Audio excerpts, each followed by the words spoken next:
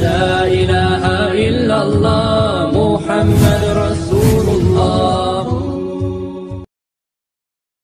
ونستغفره ونؤمن به ونتوكل عليه ونعوذ بالله من شرور أنفسنا ومن سيئات أعمالنا من يهده الله فلا مضل له ومن يضلله فلا هادي له ونشهد أن لا إله إلا الله وحده لا شريك له ونشهد أن محمدا عبده ورسوله وما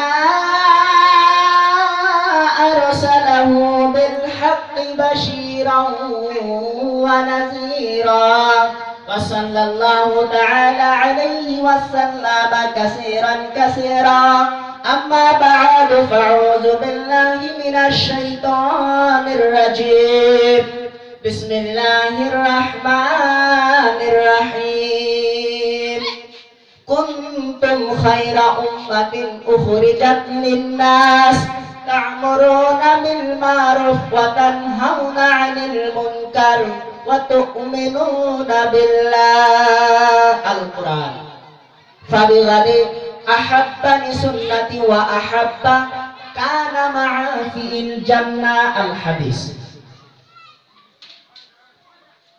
হেমতারাম দস্ত বুজুর্গ আমার অন্তরস্থল থেকে শুভেচ্ছার জ্ঞাপন করছি এই সবার সভাপতি সাহেবকে এবং দূর দূর থেকে আসা উলামা ইকরামদেরকে যাদের পায়ের ধুলার বরাবর আমি না, যাদের পায়ের ধুলার এত দাম ওই ধুলার বরাবর আমি না, এবং প্যান্ডেলের ভিতরে বসা আমার বাবার বয়সের বাবা জানদেরকে, ভাইয়ের বয়সের ভাই জানদেরকে, দাদার বয়সের দাদা জানদেরকে, ছোট ছোট বন্ধুদেরকে এবং পর্দার আড়ালে বসা মা এবং বোনদেরকে, খালা জানদেরকে, ফুফু জানদেরকে,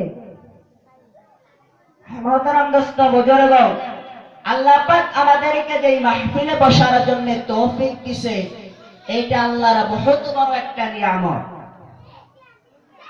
এইখানে হাদিস কোরআনের আলোচনা হয়, এইখানে যেই ব্যক্তি ইখলাসের নিয়তে আমলের নিয়তে বসবে ওই ব্যক্তির আমল নামায় আল্লাহ পাক একটা কবুলিয়ত হজের সওয়াব লিখে দিবে। জোরে বলেন সুবহানাল্লাহ।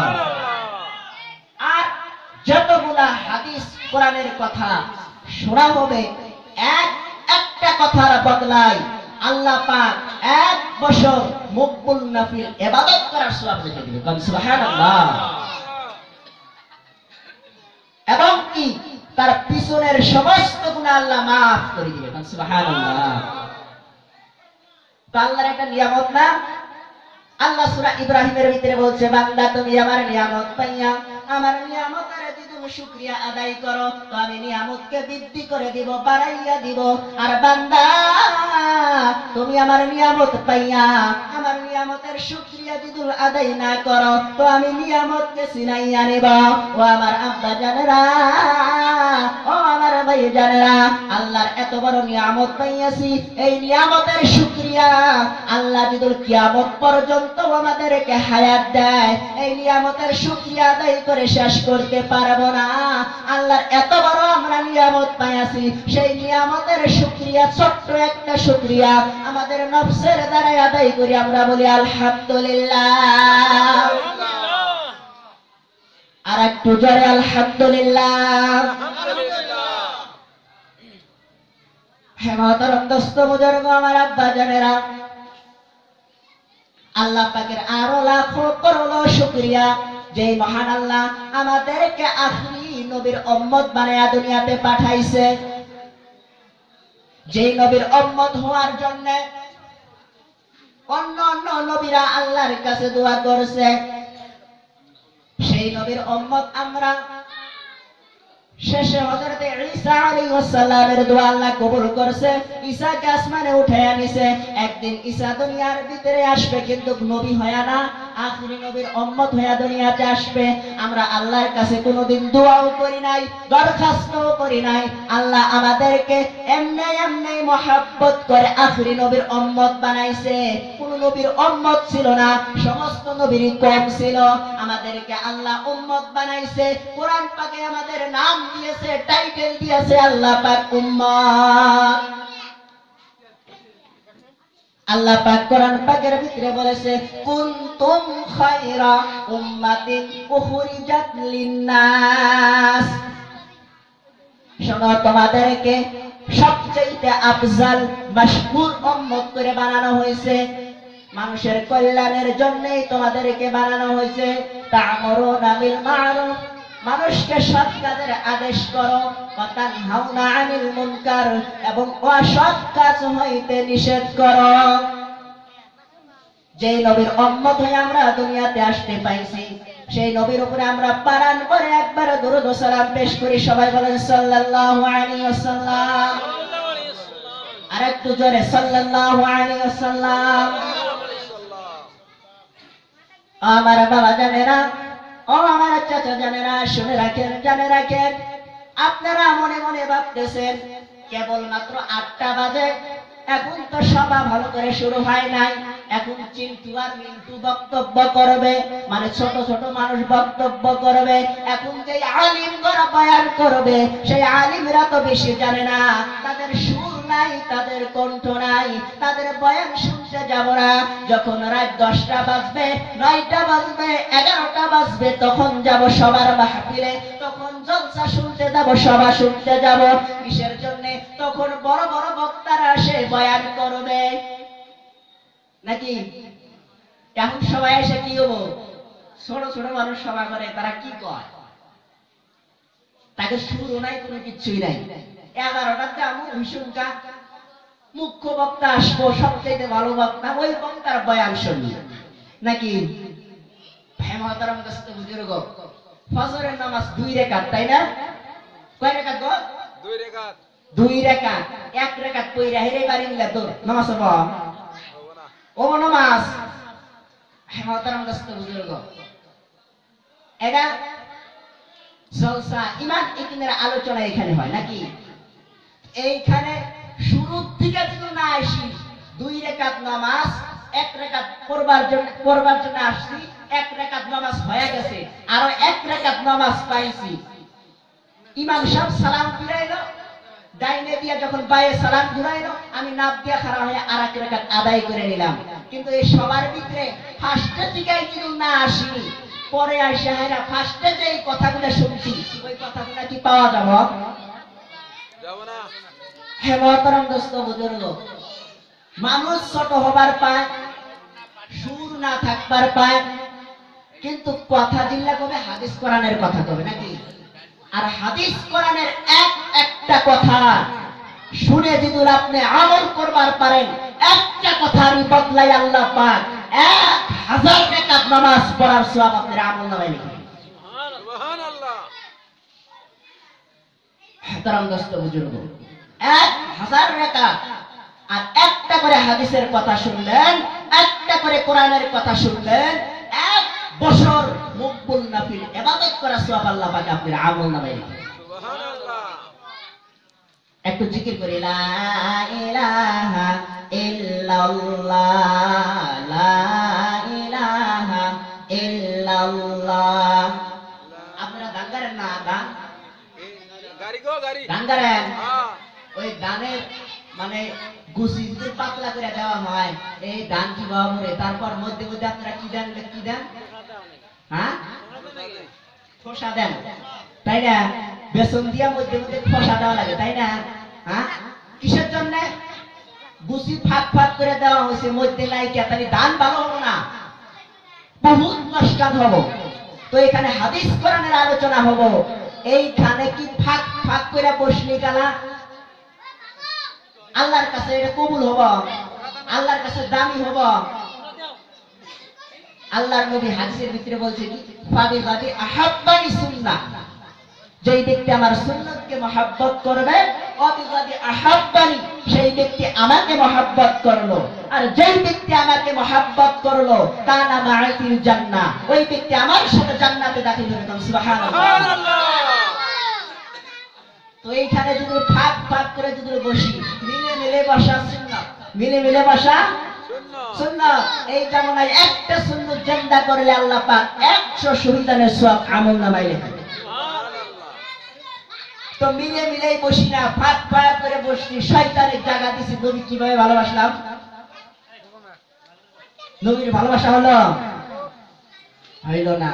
তো মিলে মিলে বসি, জিকির লা ইলাহা ইল্লাল্লাহ, লা ইলাহা ইল্লাল্লাহ, লা ইলাহা ইল্লাল্লাহু, লা ইলাহা ইল্লাল্লাহ।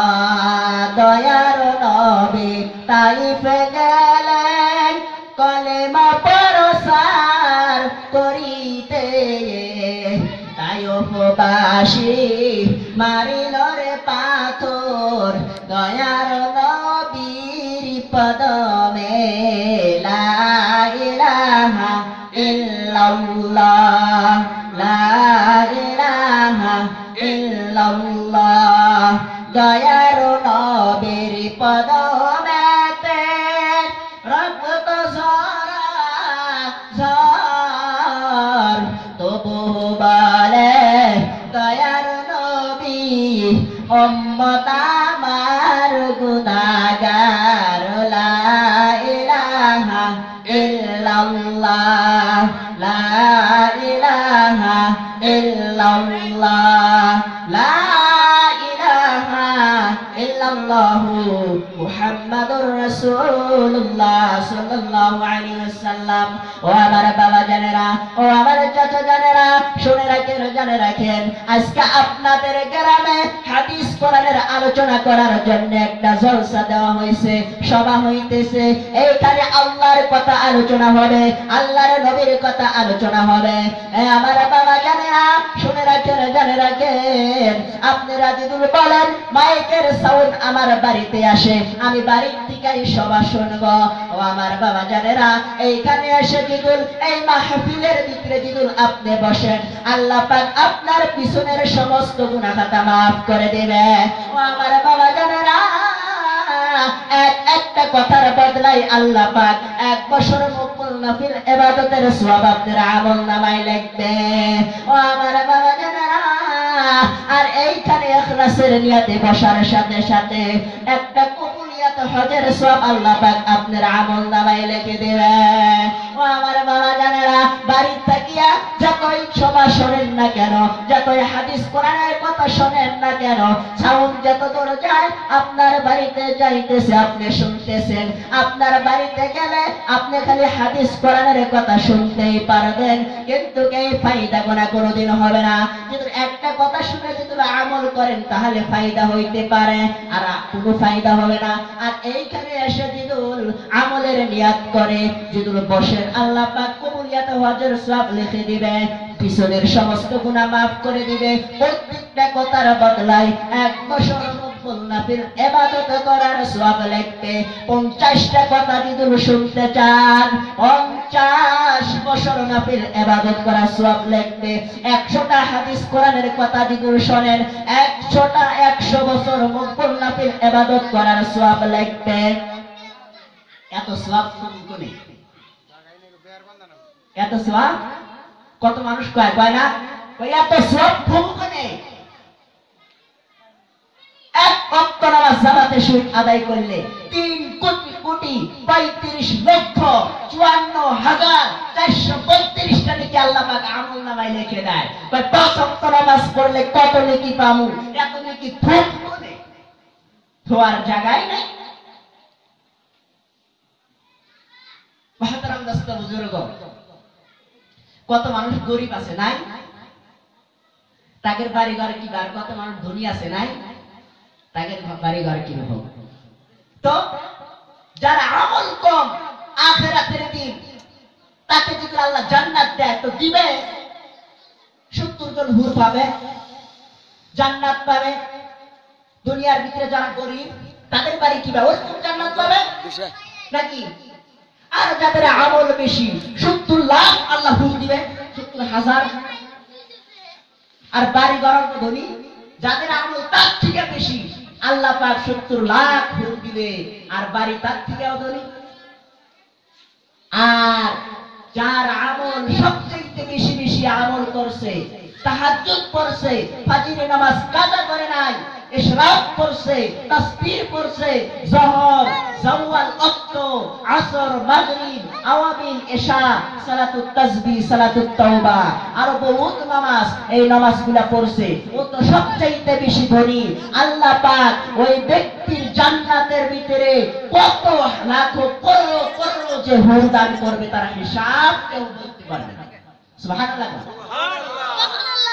আর তার বাড়িও হবে, কইছে যে সোনাও না রূপাও না, জান্নাতের একটা ঘরের ইট দুনিয়াকে যদি 70 বার যদি বিক্রি করে দেওয়া যায়, জান্নাতের একটা ইটের দাম তো দুরস্থান, এতটুকু ইটের দাম হবে না।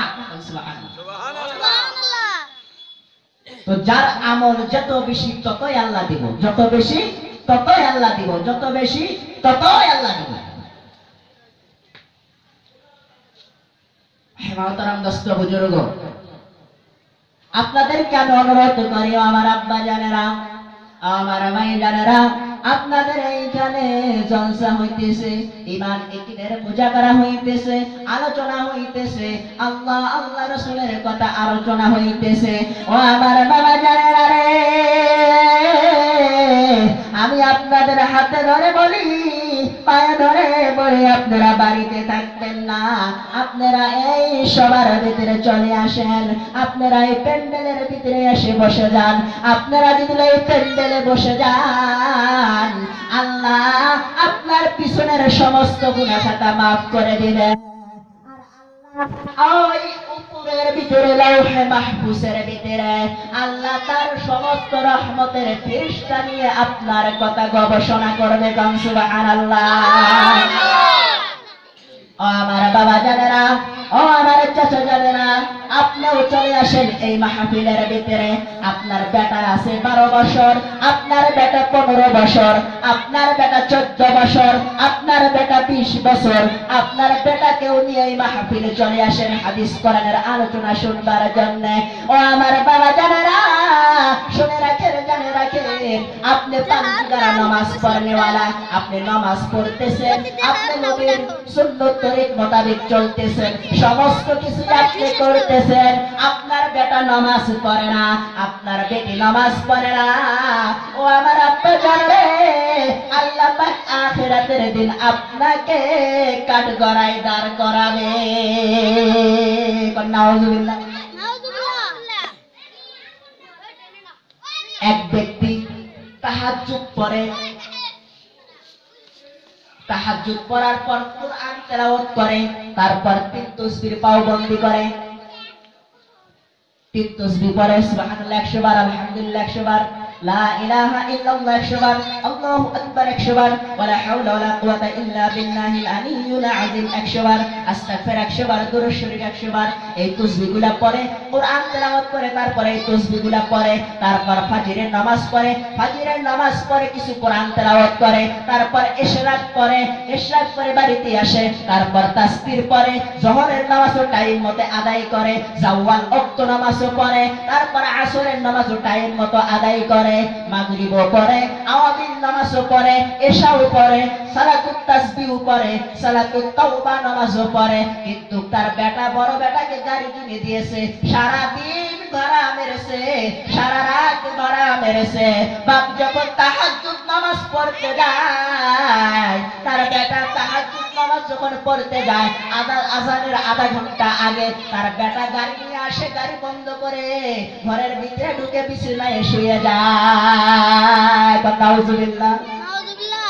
তার বেটা বাড়িতে এসে গাড়ি বন্ধ করলো, গাড়ি বন্ধ করে তার বেটা যখন বিছনায় যায় শুইল, তার বাপে কয়, বাবা রে ঘুমা ঘুমা, তাড়াতাড়ি ঘুমা, সারা দিন ভাড়া মেরেছস গাড়ি দিয়া, সারা রাত ভাড়া মেরেছস গাড়ি দিয়া, তোর হয় নাই, ঘুমা।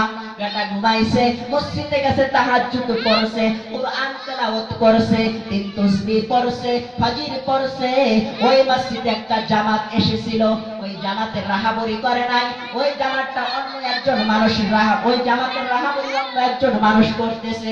ওই মানুষটা বলে, এই মানুষটা আছে নামাজ পড়ে গেল, তাহাজ্জুদ প্রত্যেকদিন তাহাজ্জুদ নামাজ পড়ে, প্রত্যেকদিন কুরআন তেলাওয়াত করে, ফজর পড়ে, আসর পড়ে, জোহর পড়ে, মাগরিব পড়ে, এশা পড়ে, সমস্ত নামাজই পড়ে, এই ব্যক্তি তাসবিহও পাবন্দি করে। কিন্তু তার বাড়িতে একটা বড় বেটা আছে, তার বেটা কোনোদিন মসজিদে আসে না। ও জামাতি মানুষ, ও আমির সাহেব, চলেন আমরা ওই ব্যক্তির বাড়িতে যাই। ওই ব্যক্তির বাড়িতে রাহাবর জামাতকে নিয়ে গেছে, জামাতকে নিয়ে যায়, ওই রাহাবর সালাম দিছে, আসসালামু আলাইকুম ইয়া আহলাল বাইত। যখন সালাম দিছে রাহাবর, বাড়ি থেকে ওই মানুষটা চলে এসেছে, ওই মানুষটা বাহির হইছে, বাহির হয়ে কাঁধায় রে, ও জামাতি লোক, ও আমির সাহেব, আমার বেটা সারা দিন গাড়ি দিয়া ভাড়া মেরেছে, সারা রাত ভাড়া মেরেছে, আমার বেটা দিনেও ঘুমাইতে পারে নাই, রাইতেও ঘুমাইতে পারে নাই।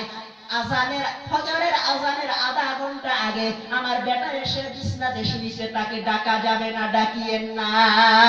জোরে বল নাউজুবিল্লাহ। এ বেকুফ, তোর বেটা জাহান্নামের আগুনে জ্বলতেছে। বাবা কোন একজনের বেড়া বাপের সামনে জাহান্নামের আগুনে, জাহান্নামের আগুন বাদ দেন, দুনিয়ার ভিতরে একখানে বহুতগুলা খড়ি বোঝায়, লাকড়ি বোঝায়, খড়ি, ওই যে আমরা যে জাল দিই, বাতান দিই, এর তো সব বাড়িয়া নাকি? এই বাড়িয়া কোন সময় টেক পাই মন ধরে খারাপ পাই না, খারাপ পাই না না কোন আপনি সব আমরা শুনতেছি। যাই হোক, তো খড়ির ভিতরে আগুন ধাও ধাও করে জ্বলতেছে। তো বাপের সামনে বেড়া একটা যায় ওই আগুনের ভিতরে পুড়ছে, পুড়তাইছে, আগুনের ভিতরে পড়ে গেছে। তো এখন বাপে কি করবো? বেড়াকে বাঁচাবো না করবো জ্বলুক? কবা না বাঁচাবো বেড়া? বাঁচাবো। তো হে মহতরম দোস্ত বুজুর্গ, তোমার বেটা আজানের আধা ঘন্টা আগে এসে শুচ্ছে, তুমি মসজিদে গেছো নামাজ পড়তে, তোমার বেটাকে ডাকলে না, তোমার বেটা যেই ঘরের ভিতরে শুয়েছে রে আব্বা জান, তোমার বেটা 80 হুব্বা জাহান্নামের হকদারি হয়ে গেছে, তোমার বেটা 80 হুব্বা জাহান্নাম